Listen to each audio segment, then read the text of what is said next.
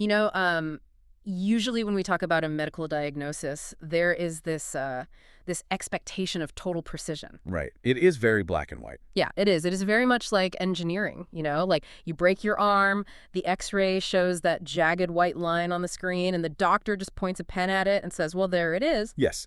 You look at the film, and the issue is just completely clear. Broken or not broken. It is a clean binary. And let us be honest, it is incredibly comforting. Oh, absolutely. We want things to be that clear. We do. We like things to be visible, to be categorized, and to be entirely within our grasp. But then you step into the world of human existence. That is where it gets messy. Right. You start looking at breath, at where life actually comes from, where it goes, and who is pulling the strings behind the curtain. Yeah, and suddenly that pristine X-ray machine is just completely useless. Spot on. Human life just does not work like a simple scan. We are looking at a landscape that is murky, it is layered, and it is often really obscured by our own assumptions. Yeah, we bring a lot of baggage to it. We really do. So, welcome to Reform Thinking. Today, we are taking a deep dive into a stack of sources that, they strip down the illusions we hold about the womb, the tomb, and everything in between. And it is a necessary stripping down. It is. And I want to speak directly to you, the listener, right from the start. We all walk around with a set of assumptions about our own lives and our eventual deaths. Everyone does, whether they admit it or not. Right. You assume a great deal about your autonomy, your rights, and your control over your own destiny. We think we are in the driver's seat. Yeah, we do. So the mission of this deep dive is to wash away those cultural illusions and look at the raw, unvarnished theological reality of Providence. It is a heavy topic, but it is so freeing. It really is. And joining me as our guide for this detailed examination is our resident theological expert. So to kick things off, the sources we're looking at today argue that we are all walking around in a condition of spiritual blindness. Yes, they use some very specific language for it. They call it a noxious mist. I mean, what is this mist and how does it actually function in our daily lives? It is a really vivid image, is it not? The texts describe our current condition as living under this murky haze or a noxious mist that completely clouds our vision of reality. So we are just stumbling around in the dark. Basically, yeah.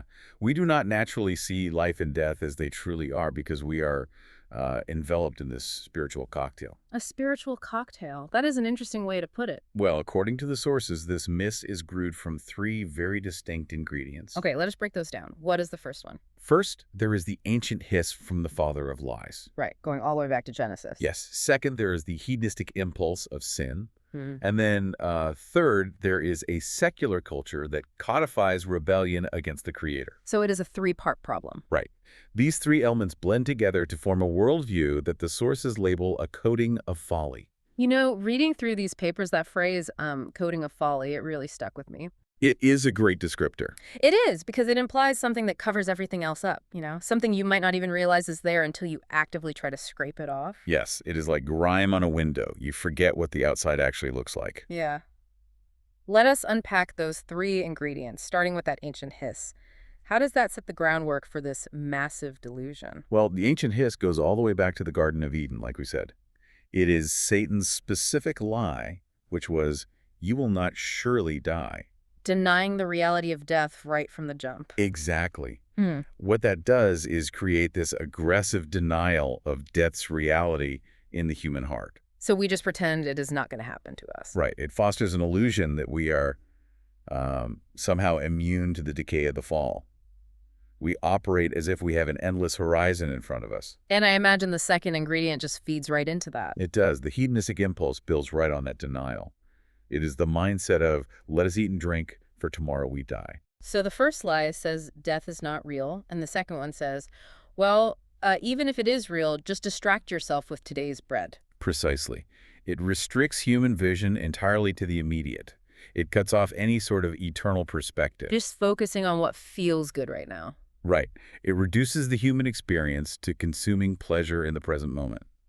And then, the third ingredient acts as the cultural reinforcement for the first two. The secular culture part. Yes. Secular culture constantly declares life as an autonomous, self-determined possession. We hear that language all the time, do we not? Oh, everywhere. We hear about an unalienable right to life, treating our heartbeat as if it were a possession we own by right. rather than a divine gift held in trust. Spot on. We think the 70 years belong entirely to us to do with as we please. You know, the psychological weight of that is just staggering to think about. I was thinking about this idea of treating life as self-owned property. It creates a lot of tension. It really does. It is like a tenant who rents a house and lives there for so long that they start acting like they hold the deed. That is a brilliant analogy. Right. They completely forget the landlord even exists. They start knocking down walls, they change the locks, they repaint the exterior. Making themselves right at home. Yeah, and then they act utterly shocked and offended when the actual owner finally shows up to inspect the property. They feel violated. Yes. So how does this tenant mindset change the way humans operate on a day-to-day basis? Well, what happens when you operate with a tenant mindset is that you generate an incredible, almost suffocating amount of anxiety. Because you are constantly guarding something that is not yours. Right. Think about the mechanics of it. When you believe your years belong entirely to you, any threat to that lifespan feels like a literal theft. Oh, wow. I never thought about it like that. It is true. You view sickness, aging, or danger as someone actually robbing you of your rightful property. Because if you are the ultimate owner of your life, you are also its ultimate protector. Yes, you have to carry the unbearable weight of sustaining it all by yourself. The text argues that this leads to a state of lifelong slavery to the fear of death. Lifelong slavery. That is heavy. But it makes sense. If I am a landlord and the roof caves in, that is entirely on me. That is the core mechanism of the anxiety. And And the proposed solution in our sources is not just about gaining new information, it is not just reading another book. No, or adopting a fresh philosophical outlook. It argues that human minds need a bath of truth to step into the bracing air of God's Word. A bath of truth, so we need to wash off the mist. Yes, this requires a complete ethical and spiritual cleansing. We need to dive into a purifying pool of biblical truth and wash off this tenant mindset. So we can actually see God's absolute sway over all things. Right. We have to realize who holds the deed. It is a fundamental rewiring of how we perceive reality. I mean, if we truly internalize that we do not own our own existence, it forces us to ask where that existence comes from in the first place. Which points us right to the origin of life. Exactly. This deep dive naturally takes us to the very beginning of life. And the text has some incredibly sharp critiques of modern scientific assumptions regarding the womb. It really pulls no punches there. No, it does not. It looks at biological reproduction and says, basically, you are missing the primary actor here. It does. The sources firmly reject evolutionary naturalism. And for the listener, that is the worldview that reduces everything to matter and chance, right? Yes, that specific worldview attempts to reduce life to a closed system of physical processes. It says that human life is just the outcome of cellular multiplication. Just sperm and egg interacting under the laws of biology, nothing more. Right, but the text insists that while humans are participants in the process, they beget, they procreate, God is the sovereign cause who gives the soul. So he is actively involved. It is not just a biological machine running in the background. No, not at all. The creation of a human life involves the direct, personal action of God, who alone constitutes the person. Biology is not an autonomous system. You know, I was looking at the translation notes for Genesis chapter 4 in the source material, and there is this detail about Eve. Oh, the birth of Seth. Yes. She uses a really specific word for the birth of her son. The word is shaith. It struck me because reading her reaction, it does not sound like she is just marveling at biology. She was seeing much deeper than that. Yeah. How does this specific semantic choice reprogram our understanding of procreation? Well, the Hebrew word shaith means to deliberately set, to establish, or to put in place. To deliberately set. That implies a ton of intention. It does. In Genesis 4:25, Eve says, God has appointed for me another offspring. The text highlights this to show the intentionality behind the event. So she is not just saying, oh, look, human reproduction works. Right. This is not the language of a watchmaker God who winds up the clock of human reproduction, steps back, and just lets it run on autopilot. Right, the whole watchmaker analogy just falls apart here. It does. It is the language of a sovereign who personally places every single soul into its biological vessel. Eve recognized that God was the decisive, efficacious actor in causing conception. She saw right through the biology to the divine hand. Yes, she understood who was really doing the work. And this realization, it is not just an isolated incident with Eve. The sources use the matriarchs of the Old Testament as a historical laboratory for this doctrine. We see this play out over and over again in Genesis and We beyond. do, but to really grasp the weight of this, we need to talk about the world these women lived in.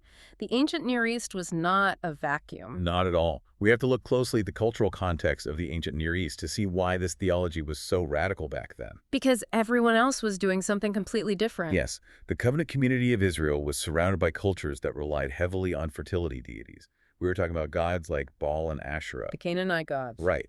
In the Canaanite mind, the womb and agricultural fertility, for that matter, was controlled by capricious gods. Gods who had moods and tempers. Exactly. These deities had to be manipulated, they had to be appeased, or even awakened through rituals. Because if the gods are asleep or distracted, your crops fail and your womb remains closed.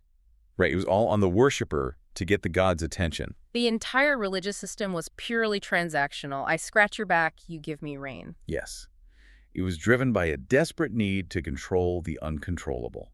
Against that terrifying backdrop, Yahweh stands completely alone. He is not like Baal at all. No. The texts describe him as the original possessor of life. He does not share this jurisdiction with any pantheon, and he definitely does not require transactional rituals to act. He does not need us to wake him up. Right. He operates entirely on his sovereign will, and the matriarchs provide historical demonstrations of this reality. Let us examine those demonstrations, because the stories are familiar to many, but the theological mechanics behind them are just massive. Let us start with Sarah. Yeah, the text sets up a scenario with her that is literally biologically impossible. With Sarah, we see a situation that was historically, medically, and biologically hopeless. She was well beyond the age of childbearing. Her womb was, for all intents and purposes, entirely dormant. Completely. But the text notes that she conceived because God calls into existence the things that do not exist. Wow, he calls into existence things that do not exist. The Lord did not simply find a womb in a favorable condition and bless it. He governed that condition. He overruled the biology. He suspended the natural laws of biology to demonstrate that he is the sole author of life. He does not need ideal conditions to act. He creates the condition. Right. And then we see a similar yet distinct dynamic with Isaac and Rebekah. Yeah, Rebecca was also barren. Yes. But in her case, she conceived as a direct answer to Isaac's prayer to the Lord. So it was an interactive relationship, but not a transactional ritual? Exactly. The text emphasizes that Isaac did not appeal to a fertility cult. He did not go to the prophets of Baal. He appealed directly to Yahweh, recognizing who held the keys to the womb. He knew who the true landlord was. And the situation with Rachel and Leah creates an even sharper contrast. It is almost like a theological case study in cause and effect. The narrative of Rachel and Leah explicitly records the divine action behind conception. The text says that the Lord saw Leah was hated, so he opened her womb, but Rachel was barren. So God is actively opening one and closing another based on his own counsel. Yes. And when Rachel grew desperate and demanded children from her husband Jacob, his response was incredibly telling. What did he say? He said, "Am I in the place of God, who has withheld from you the fruit of the womb?" Wow.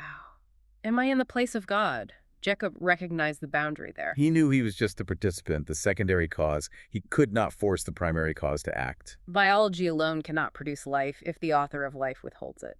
Which brings us to Hannah in the book of 1 Samuel. This feels like the climactic example in the source. Hannah's story is absolutely vital to this whole framework. The text states with sobering clarity that the Lord had closed her womb. The Lord had closed it. Not chance, not a medical condition. Right. Her barrenness was not a punishment, nor was it an accident of biology. It was a providential setup for a massive display of God's absolute sway. Setting the stage for something bigger. Yes. And later, in his mercy, the text says the Lord remembered her. When she finally bore Samuel, she did not just celebrate having a son. Her song of thanksgiving became a sweeping theological declaration. She understood the assignment. She really did. She sang, "The Lord kills and brings to life." She understood that the opening of the womb is inextricably bound up with what it means for God to be God. She saw the big picture. And, when we look at modern society, we treat children so differently. We treat them as trophies of human achievement. We really do. We think we are in total control of family planning. Yeah, we plan them, we schedule them, we post about them on social media as if they are the ultimate capstone to a successful, well-managed life. Like a project we completed. Exactly. But these texts frame them entirely as gifts of divine mercy. If God is the one who personally knits the soul and appoints the offspring, How does that perspective alter our view of human dignity? It changes everything about how we assign value to a person. How so? Well, if God is the architect of the soul, then human dignity is not tied to utility. It is not about what you can produce. Right. It is not tied to physical strength, social contribution, intellectual capacity, or stage of development. It levels the playing field completely. It does. The child in the womb, the infant in weakness, the disabled individual, the elderly person nearing death, all alike stand before us as lives given by God. Therefore, they are worthy of the highest honor. Yes. The fear of God must govern our view of life because the hand of God is upon it. We cannot selectively value life based on whether it appears desirable, convenient, or burdensome to us. Because we are not the landlord. Exactly. Every person comes into the world under the Creator's claim. That is a staggering reality to sit with. I mean, if we truly internalize that we do not own our first breath, it forces a terrifying question about our last breath. The two are intimately connected. They are. The anxiety we feel about our tenant mindset peaks at the deathbed. If God holds absolute authority over the womb, these texts demand we analyze his jurisdiction over the tomb. We have to look at both bookends of life. Right. And I appreciate that the sources refuse to put a soft filter over this. They do not romanticize death at all. They absolutely refuse to sanitize it. The text stresses that death is dreadful. It is not natural. No, it is an enemy. It is the wages of sin. It is a dark intruder into a good creation. It literally tears the body from the soul. It is a violent separation. It is. And the sources offer a sharp critique of certain modern religious movements, particularly the prosperity gospel and seeker-sensitive pragmatism. Because they try to hide the reality of it. Yes, they try to hide the smell and mess of the deathbed. They try to paint it as a peaceful transition, or just slipping off to sleep, completely ignoring the physical and emotional agony involved. Precisely. The Bible does not invite us to pretend that dying is easy or that grief is a sign of weakness. Bodies fail, minds falter, disease ravages the flesh. Yes. Any theology that ignores this anguish or tries to slap a cheerful bumper sticker on it is considered incredibly naive by these texts. It is intellectually dishonest, really. It is. So we're dealing with a paradox here. On one hand, death is dreadful and agonizing, but on the other hand, the texts insist it is defeated. It is a defeated enemy. It makes me think of a chained dog. Oh, that's a good picture. Yeah, think about it. The dog is massive, it is aggressive, and it is terrifying. It still barks loud enough to shake your bones, and if you get close, it still bites. It can still hurt you. Right. But if you look closely, you realize its chain is anchored to a stake, and the leash is held securely by someone else. It cannot actually reach you to deal a final fatal blow. That captures the dynamic perfectly. Death is a chained enemy. It may still wound the flesh, but it cannot finally destroy those who belong to Christ. The leash only goes so far. Right? It cannot separate believers from the love of God. This is why a Christian can be entirely realistic about the horror of death while still maintaining an unshakable hope. Because we know who holds the leash. Exactly. Yeah. Death has lost its final sting because Christ stands on the other side of it, holding the leash. And the sources dig into the mechanics of how exactly Christ defeated it. He did not just avoid it or find a loophole in the system. No, he faced it head on. I was reading the section breaking down the Gospel of John, specifically regarding the Greek word exousia. How does that word change our understanding of what happened on the cross? Well, in John chapter 10, verses 17 and 18, Christ discusses laying down his life. And he uses the Greek word exousia, which translates to authority, right, or jurisdiction. Jurisdiction, that is a legal term. It is. He repeatedly emphasizes his own absolute agency in the event. He says, I lay down my life. I have authority to lay it down, and I have authority to take it up again. So he is in complete control of the timeline. Yes. He was not a victim of Roman political pragmatism, and he was not outmaneuvered by Jewish envy. He wasn't just a good teacher who ended in the wrong place at the wrong time and got crushed by the wheels of the empire. Not at all. The syntax in verse 18 is really striking. He says, no one takes it from me, but I lay it down of my own accord. Of my own accord. Yes. That phrase functions as a discourse marker of total volitional sovereignty. So in plain English, Jesus is saying, I am not a victim of a rigged Roman trial. I am actively pulling the strings on my own execution. Spot on. Christ chose the exact moment of his death and the exact moment of his resurrection. The sources argue that Christ did not just survive death. He didn't just barely make it through. No, he made a strategic intrusion into it. He intruded himself into death's domain, allowed it to swallow him, and then killed it from the inside out. He snatched death. He hijacked the mechanism of the tomb itself. That is a great way to say it. And that flips the entire script for humanity. It means that for the believer, death is no longer sovereign. It is a defeated master. To die is gain, leading to a glorious resurrection and a renewed creation as an eternal habitation. Yes. Because Christ holds the keys of death and Hades, having died and now living forevermore, the believer has the absolute assurance that in the moment of death, they will be with Christ. Which changes how we face that final moment. Completely. This is the bracing reality that the sources invite us to step into. It is the truth that washes away the noxious mist we talked about at the beginning. It delivers us from that lifelong slavery to the fear of death. Yes, it sets the captives free. The discussion in our sources then moves to synthesize these two massive concepts, the womb and the tomb. Bringing it all together. Right. They show that these are not isolated ideas, but a cohesive plan of the ages. They use a specific literary term here, the inclusio of Providence. Yes, the inclusio. For those who might not be familiar with literary framing devices, an inclusio is essentially a pair of bookends. You start a narrative with a specific theme or word, and you end the narrative with that same theme, creating a bracket that gives meaning to everything in between. A framing device for all of history. Exactly. So how do the incarnation and the cross function as these providential bookends?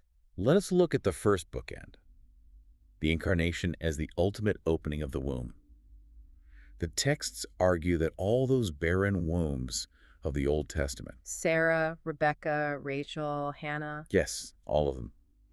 They were historical shadows pointing forward to the virgin conception of Christ. They were establishing a pattern of divine intervention, teaching Israel to look for God's hand. Yes.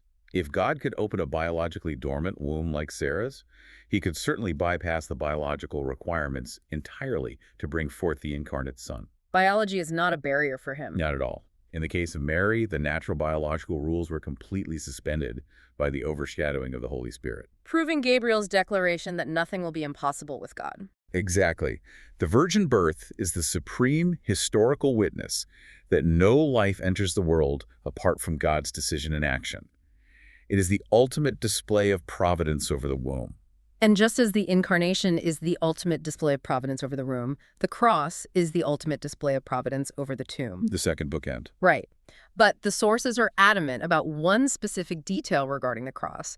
It was not a reactionary measure. It was not plan B to fix a broken world after things went off the rails in Eden. That is a crucial distinction. It was never plan B. Talk about that. The plan for the Lamb of God to be slain and thus slay death was decreed before the foundation of the world. The text references the book of life of the Lamb who was slain. So this was decided before Genesis 1? Yes. This ledger, this redemptive plan existed long before sin and death ever entered through Adam. All that has ever come to pass sits within the all-encompassing providence of God. The victory over the tomb was always plan A. Always. I want to pause here and look at this from a pastoral angle, because theology has to touch the ground. It definitely does. Imagine a listener who is sitting in a hospital waiting room right now, you know. They are waiting for a dreaded diagnosis, or they are watching someone they love fade away. A very real scenario for so many. If everything is plan A, if God holds meticulous authority over the womb and the tomb, how does knowing this was the plan of the ages offer comfort? Doesn't it run the risk of coming across as a cold, mechanical formula? That is the most pressing question we can ask. And the sources address this pastoral concern directly. Providence gives meaning where the world sees only chaos. Meaning in the dark. Think about the alternative. If suffering and death are random, if they are just the result of blind evolutionary forces, genetic bad luck, or cellular misfires, Then there is no point to any of it. right, then they are truly meaningless. And meaningless suffering is entirely terrifying. It is despair. But if those events are under the jurisdiction of a wise and good Father, then even the darkest hours have a purpose, even if we cannot perceive it in the moment. It changes the suffering from a random tragedy into a severe mercy. It does. And the text reminds us that believers are not called to be emotionless stoics. We are allowed to cry, Absolutely. Christ himself wept at Lazarus' tomb. even though he knew he was about to raise him. Yes. He knew he was about to raise Lazarus from the dead. He knew he held the keys to the grave. Yet, he still wept at the visceral horror of death tearing a family apart. So the theology does not cancel out the tears. No, we are meant to grieve, but we are instructed to grieve with hope. We grieve knowing the final hour is governed by the hand of the Father, not by chance, not by disease, and certainly not by a chaotic universe. Which brings an immense weight to how we live out our It days. really does. Moving from these high theological concepts to the required response of the human heart, how does taking this bath of truth alter our daily posture? It requires a total shift in how we view ourselves. The sources focus heavily on the destruction of human autonomy. They use the phrase the Arminian delusion. Yes, that is a loaded term. For those who might be fuzzy on their seminary history, they are referring to the theological camp that strongly emphasizes human free will and self-determination, right? Why do the sources call that a delusion here? They call it a delusion because it assumes a level of autonomy that biologically and spiritually does not exist. It is a fantasy. Yes. The text details how the doctrine of providence shatters the fantasy that we are self-made, self-owned, or self-governing. The reality is that we belong to God doubly. Walk me through that double ownership. How does that work? First, we belong to Him by right of creation. He made us. He personally knitted us together in the womb, as we discussed. So he holds the patent on us. Exactly. Yeah. Second, for the believer, we belong to Him by right of purchase. Christ bought us with a price, His own blood. Bought and paid for. Therefore, the believer cannot speak of themselves as self-owned in any sense whatever. Our bodies are not our own possessions to use autonomously, and our souls are not self-determining. Recognizing this just completely humbles human pride. It strips away the illusion of the tenant who thinks he owns the house. It brings us right back to that analogy. Let us look at Job, because his response to absolute catastrophe seems to be the model the sources want us to adopt. Job is the ultimate test case for this. In Job chapter 1, verse 21, he loses his wealth, his livelihood, and his children in a single day. And his response is staggering. Let us examine the specific wording he uses. In Job 1.21, we find a raw, unfiltered doxology. Job says, "The Lord gave, and the Lord has taken away." Very simple, but very heavy. Yes. The Hebrew verbs here are Nathan, meaning to give or bestow, and lakak, meaning to take, seize, or carry off. Okay. Both of these action words are attributed directly and exclusively to Yahweh. What is so striking about the original syntax is that Job deliberately bypasses all secondary causes. Right, he does not mention the Sabians who raided and stole his livestock. Right. He does not blame the wind that collapsed the house on his children. He looks right past the immediate physical causes and isolates the Lord as the primary efficacious cause of his reality. He doesn't say the Lord gave and the Sabians took away. He attributes it all to the sovereign giver and taker. He understands that while the Sabians and the wind were the instruments, the hand wielding them belonged to God. That requires so much faith to say in the moment of grief. If we connect this to the bigger picture, it means the appropriate response to our existence isn't a demand for our rights. Not at all. It is not shaking our fists at the sky when things go wrong. It is total, trembling submission. It requires a holy seriousness about who is actually in charge. Yes. And the text is careful to point out that this is not a crushing humiliation. It is not meant to destroy us. No, it is a healing humiliation because it restores the creature to sanity. Yeah. It cures the blindness caused by that noxious mist. Brings us back to reality. It teaches us that true blessedness is found not in asserting our independence from God, but in joyful, total dependence on Him. And this brings us to the final posture the sources emphasize, which is worship. Because theology that does not end in worship is just dead academic theory. Precisely. The doctrine of providence must end in doxology. It is not meant to be dry, abstract speculation about timelines and decrees. It is meant to lead to praise. Because Christ made that strategic intrusion into the tomb, because He currently holds the keys of death and Hades, the believer can worship not just in the bright joy of the delivery room, but even in the cold shadow of the grave. The Lord is sovereign over both bookends of life. Both the opening of the womb and the closing of the tomb. Because the one holding the keys is the crucified and risen Lord. This has been a massive paradigm shift. Let us recap the territory we've covered in this deep dive. We covered a lot of ground today. We really did. Yeah. We started by recognizing the desperate need to wash away the noxious mist of self-ownership, to stop acting like tenants who own the deed to the property. Stepping into the bracing air of truth. Yes, we examined the absolute divine authority over the opening and closing of the womb, seeing that life is a specific, appointed gift, completely dismantling the idea of biological autonomy. Rejecting the blind clockmaker idea. And we witnessed Christ's strategic, victorious intrusion into the tomb, proving that while death is a dreadful enemy, it is a chained and defeated one. And through all of that, we see a unified reality. From the very first breath to the final exhale, we are held securely in the hands of another. The Lord gives and the Lord takes away. Blessed be the name of the Lord. I want to leave you, the listener, with a final thought to ponder, building on everything we have just unpacked. We have spent this time looking at the massive bookends of existence. The first breath and the last. Exactly. If the Creator holds such meticulous, unshared authority over your very first breath in the womb and your very last breath at the tomb, what does that mean for the thousands of ordinary, seemingly mundane breaths you will take in between today? That is a question we all need to answer. Who do those breaths belong to, and how will you use them? Thank you for joining us for this deep dive on Reformed thinking. Keep seeking the truth.